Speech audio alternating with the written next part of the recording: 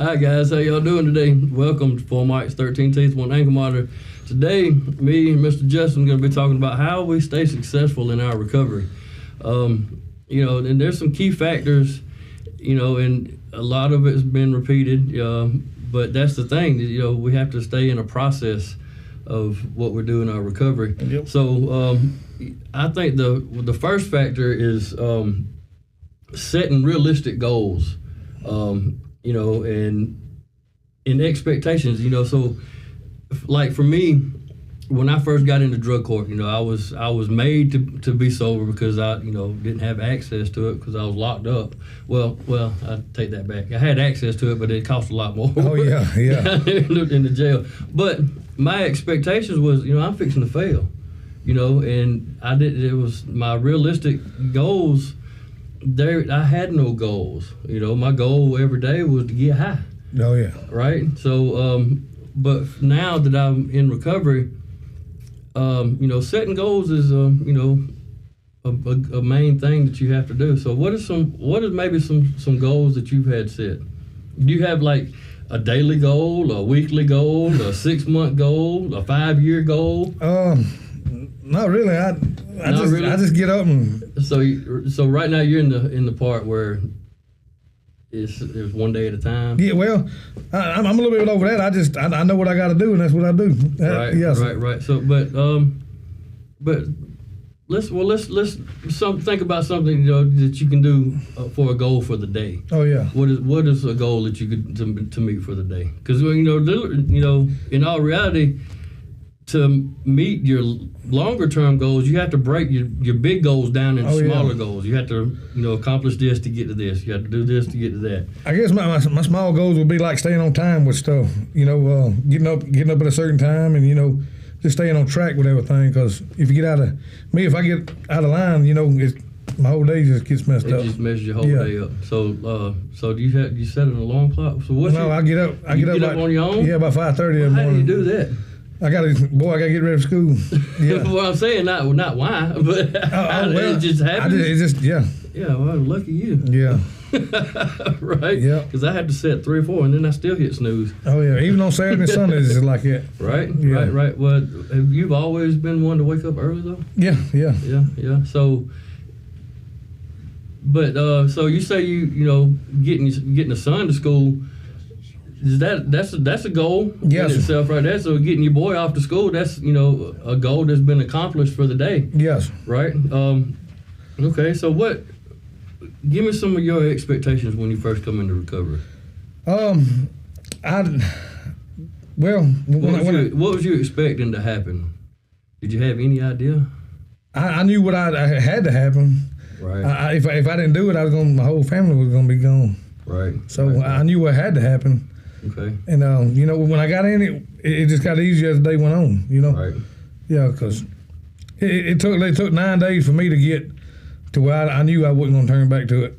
Right. 9 days. 9 days. Right. First 3 days you sleep. The next 3 days you eat. Right. And 2 or 3 days after that, my anger and stuff started balancing out. Right. Yes. So do you still have trouble with your anger? At times, not near what it was. Right, no. Right. I've learned to deal with my anger a little bit better than that, and that was a goal for me, was to learn how to work through my anger and my depression and my anxiety, because I know that's what triggers my addiction. Right. Yeah. So setting the goals, that might be something that we need to work on. Yeah, I know I do. Right, it's definitely something I need to work on, more. But the thing is, to setting goals, you have to have a plan. That's right. That's right. So setting goals and expectations. So that's the top one. So the next one would be, in what we always say, building a support group. Oh yeah. Which calls for accountability. What does your support group look like? Mine's pretty good because I got a big church family, a big CO family. Mine's, I feel like, it's pretty good. Right. Well, do you have anything outside of that though? Well, my mama and my sister. Right. The close family. Right. Yeah. So they're gonna hold you accountable. Believe me, my mama will. Yeah. I can't see that. Yeah. Not that they're trying to tell me something, to ask a question. Yeah, why is setting goals important? So setting goals, I was asked a question to give y'all, why do I think setting goals is important? Yeah. Why do you think setting goals would be important? Because it's like the time thing, if you set goals and you don't accomplish them, it messes your plan up. So that's what I might fall back. Yeah. Right? I like that. Yeah. It makes a lot of sense. And to me, setting goals I think is important because it keeps me focused. Yeah. On what I need to accomplish. Which is for me right now is staying sober. Setting goals is very important. Thank you for the question. Throw me all the way off. Yeah. But then and then again, like we said, building the support system, and again, why is a support system crucial, or why is it important? So why do you think having a social group to keep you from backsliding and going back where you was? Right. And if you ain't got the right people around you holding you accountable and stuff, that you might tend to go back. Yeah, you're gonna go back. Yeah. Right. So if your wife wasn't there, hey, you can't do that, you probably slip. Yeah. Definitely. Yeah. Yeah, I'm I have a very strong support group, and you're a part of it. Believe it or not, you're part of mine too, buddy. Right. So, and we talk regularly. We, if it's not sometimes in the mornings, or in the afternoons, and you're going through something new now that I've been through, and you ask us like, how do you get through it?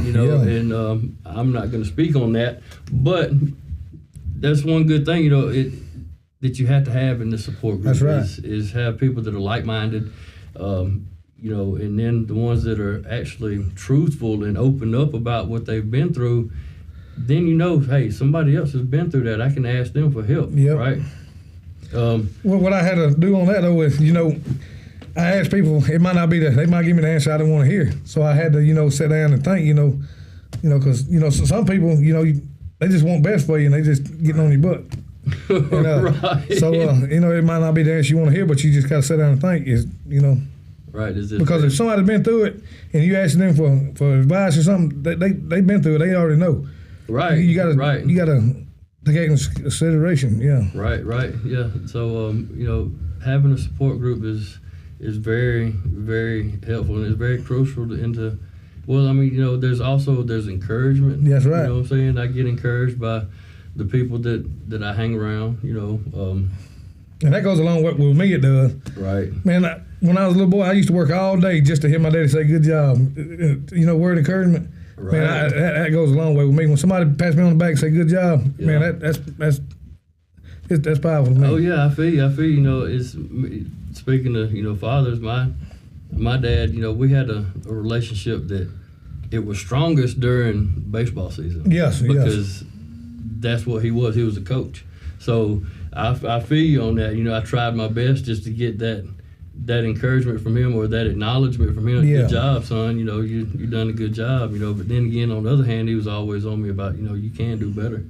And a lot of times I wasn't open to the constructive criticism. Yes. So are you a little bit more open to constructive criticism now? Meaning what? What like mean? If I was to tell you, like, look, I'm gonna tell you you're doing a good job, but you need to work on something else. Do you take it lightly, or do you get mad when somebody tells you? Nah, because if don't nobody point it out, I might think I'm doing a good job, but if you don't point it out, then.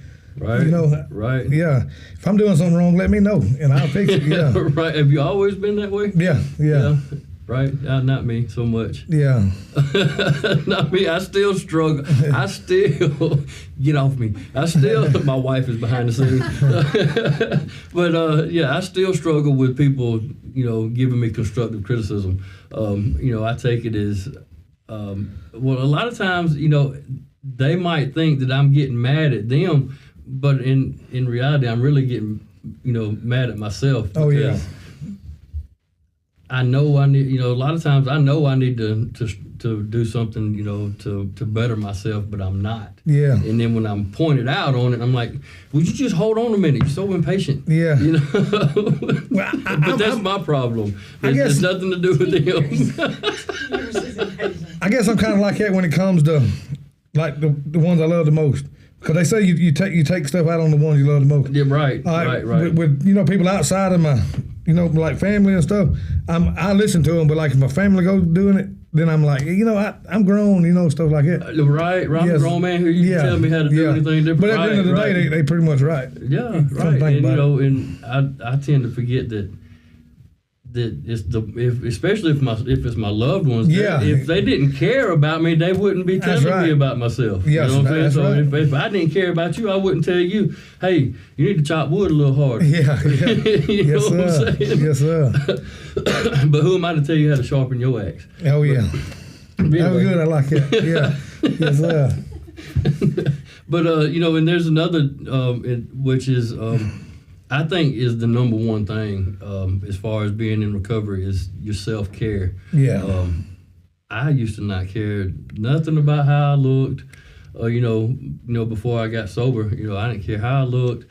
I'd go days without a bath. Oh yeah. You know what I'm saying?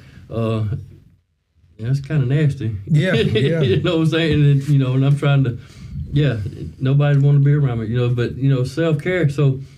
And this can be a goal, a small goal for the day is taking care of yourself. First thing you get up, take a shower, brush your teeth, that's right. Comb your hair. So what is something that, as far as self-care, what is something that you... I get more sleep than I used to. Yeah. So, that helps out. That definitely helps, right. I take it better, which I'm way bigger than I used to be, so... Are you? Yeah. Yeah, no. Yeah, I weigh 287. I used to weigh like 260. I weighed 260 for a long time. Right. So, you're getting on up there. Yeah. Huh? Do you think you might need to go on a diet? Not right now. Not right now? No? Yeah. No, okay. I'm not getting on you. No, yeah. Because, I'm a little bigger than I used to be, too. But self-care, self-care can be not only physical, but mentally, too. Yeah. So you're still in a program, yes, right? And what is Family Treatment Court. Family Treatment Court, yeah. That's right. So do y'all do anything about, mental health? You're mentally...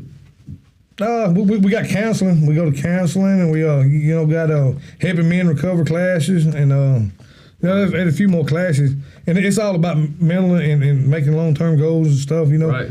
To keep you from messing up, down the road. Right. Okay. So, but mentally, how are you handling things? I'm good. I'm way better than I used to be. Well, that's the typical man answer, though. Yeah. Are you really though? Oh yeah. I'm just saying that because me personally, I am mental health. I don't have the papers, but I know that I'm messed up in the head. But the thing is, though, I've lived a life of living the wrong way for so long. That's just how I'm wired, and I'm having to learn new ways, and which comes to the next one would be our coping skills. I'm learning new skills to focus on my mental health. Which would be, grounding is one of them. So, do you have any coping skills that you practice? Like when I get angry or something? Yeah. I hold my breath. I don't know why. You hold your breath? Yeah. I don't know if that's a good thing. I know. Yeah, I know. Yeah, I don't know. I hold my breath. I don't know why I do that, but yeah. I wouldn't really say that was a coping skill, though. Maybe like I don't know. Holding your breath. Yes. So I know that there are breathing techniques that you can do. I just hold mine then. Well, I guess whatever works for you. Like if I'm concentrating on, or I'm going through some things, I don't know why I hold my breath, but yeah. Yeah, right. Well, I guess it keeps you from speaking the wrong words at the time you shouldn't. Yes. Right. Yes.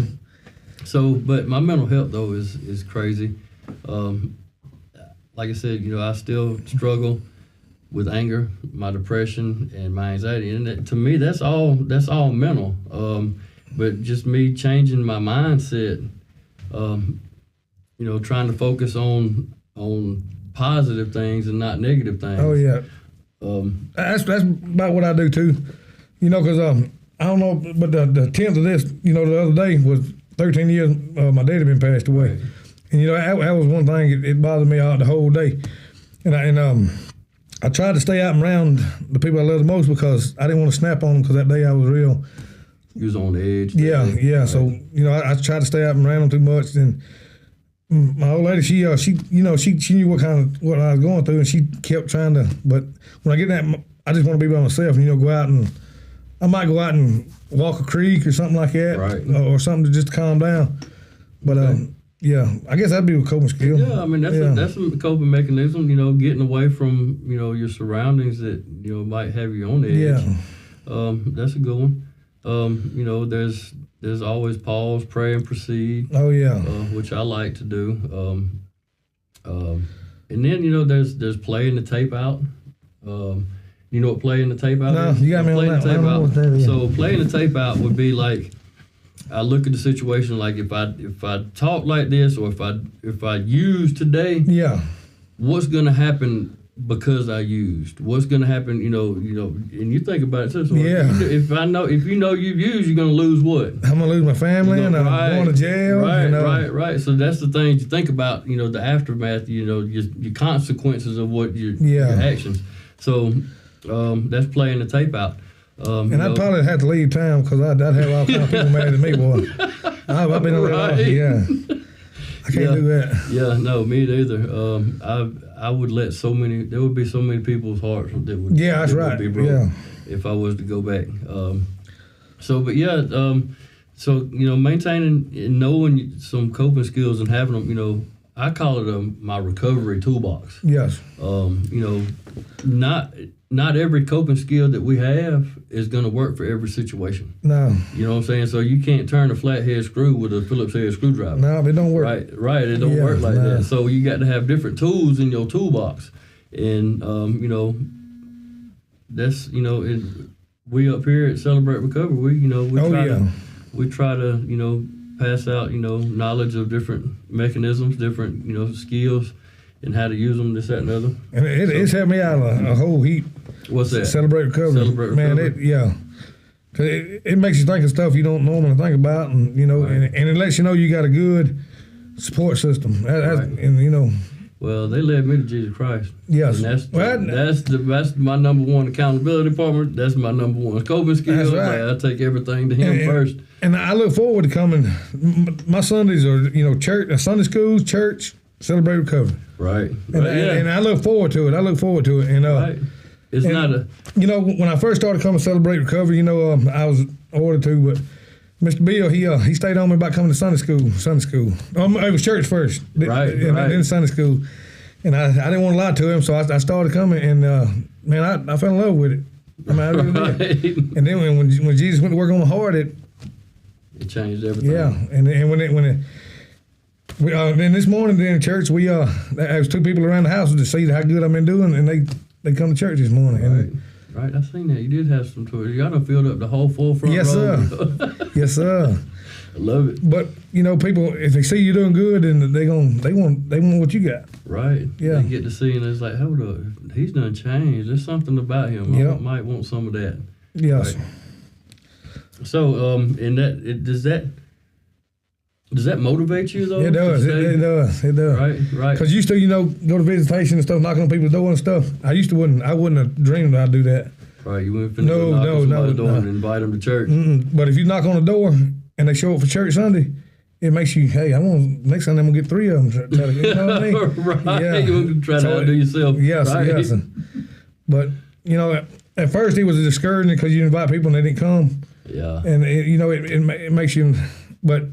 Yeah, I snapped out of that real quick. Right. Because I don't care if I knock on 200 doors and number one show up Sunday, I've done my job. Right. So that's So what else motivates you to keep on your path? Just that, and let's see, just being around positive people, man. Right. I mean, my buddy Steven, you know, me and him was talking this morning about, you know, we've been splitting a lot of firewood with all the snow and stuff we had, right? Right. Well, yeah, but we've been splitting a lot of firewood, and you know, he motivates me. He's one of my best friends. He motivates me, and when he goes home, I want to go home. But if he's there, man, we get a lot of work done. Right. Yes. Right. So he's one of your motivators. Yes, just like you and Mr. Bill are at CR down here. Right. I mean, right. Well, I mean, it motivates. Even though hadn't been coming that long. Yes. It motivates me seeing you here. Oh, and the thing is, and then again too, what motivates me is, when you do ask somebody to come to church, whether you know if they're coming or not. Yeah. It makes me feel like, well, I got to be there, because what if they show up and I'm not here? That's right. Right. So that's a little bit of motivation, and staying motivated is kind of key, but staying focused on positive things. That's so right. like my kids, they motivate me more than anything. Yeah, same here. Yeah, kids. Yeah, well, my old lady, she we motivate each other, really. Yeah. I mean, we get down each other's throat, but at the end of the day, we help each other. Right. So this, maintaining motivation is essential, to my my success in my recovery, staying motivated. And that's one of the harder things to do, is staying motivated, because especially if I don't have nothing to do, I get bored real quick. And I'll get, and that's when I get bored is usually when my depression sets in. Yeah. It took me a while to get my motivation back. Right. Yeah, I done that little time in jail, and when I got out, it took a lot to get me motivated, because I was cleaned in, and I didn't have the energy I used to. But when I started getting around positive people and stuff, that's when that played out. Right. Yeah, I was the same way, but I think it was more for me was my shame and my guilt that I had not let go of yet was holding me back. And until I started hanging around positive people. And then you wanted to prove everybody wrong. Everybody thinking that boy ain't no good, he's bad. He ain't never going to change. But I got to think I'm going to show him. I can show him better than I can tell him. Right, right. Actions are, bigger than words. So another thing that keeps me motivated is, if I start feeling a little off, I think to myself, okay, well, look how far I've come. Oh, yeah. Do you feel like you've come a long way from where you was at? I do. I feel like I do. Yeah, because now, like I think I told you before, everything feel like it's got a meaning now. Yeah. Used to it, I didn't. I just living day by day. But now I'm like looking down the road. With working and everything now, making money, I'm gonna be able to put my son in football this upcoming season, right. And I mean that makes me feel real good. Right. So there's a little bit of personal growth you got going on there, right? Being able to do things, not for just yourself, but for others too that are close to you. And if I was messed up, that wouldn't be the last thing on my mind. You wouldn't even be thinking about it. Right. Yeah. Right. I feel you. I got 3 daughters that that they could be in more things than they are now, but it's my fault that they're not. Yeah. Because but I feel like I have a little bit of guilt about that still. Oh yeah. That they're not already into something else. But the main thing I'm focused on now is they're in church. Yeah. Anything that's going on with the kids at the church, they're a part of. Yeah. And if they get into something else, and your youngest boy melted my heart the other day. She'll sit there and pray. Sophie? Yeah. Youngest son. Yeah, Sophie. She'll remind Gary to pray, and that's awesome to me. Yeah. Right. Yeah. She will. She gets on me, boy. She's but that's you don't see the things too. I want to say you got to be proud of yourself too. Because the way I've seen a change in your boy. Whether you see it or not. You probably still see the little knucklehead heathen, but he's done changed. Yes. You know what I'm saying? And that's because of you. And that's the motivation that keeps us, and that's some success that we need to acknowledge and celebrate. That's right. As far as in the recovery, it's really important to celebrate these small victories and acknowledge, how far you've come in your, and that's what keeps us motivated. Yeah. And, the perseverance, and I'm, being perseverant, just staying active and keeping focused on the, on the end goal. Yeah. And the end goal for me is to get that acknowledgement from the Father saying, "Well done, my son." That's right. But the thing is now, I live my life for Jesus Christ. It's not for me. It's not for my kids. I do, what God wants me to do. Yep. Well, I try to. It's still, being obedient to Him is living in this flesh, man. It's tough. Yeah, it's rough. Yeah. But yeah, I figured out to do. If you don't put in first, all this is gonna fail. I mean, that's the way it is. First thing, right? Yep. Right. So we love you. Hope y'all got something out of it today. Y'all check out some more of our videos. God bless.